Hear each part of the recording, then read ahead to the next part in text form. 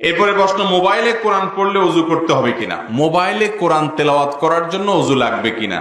এই যুগে আলহামদুলিল্লাহ স্মার্টফোন গুলোতে কোরআনে কারীমের অ্যাপ ডাউনলোড করে তেলাওয়াত করা যায়, তাই না?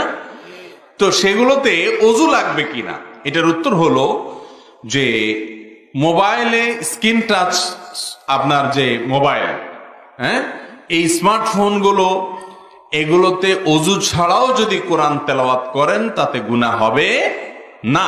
কারণ হলো কোরআনে কারীমকে আপনি সরাসরি যখন ধরবেন তখন আপনার ওযু থাকা লাগবে, কিন্তু মোবাইলের ভেতরে যে কোরআন আছে, যেটা সফট কপি বলা হয়, এই সফট কপি, এটা টাচ করা যায় না, ধরা যায় না। আপনি চাইলেও এটা ধরতে পারবেন।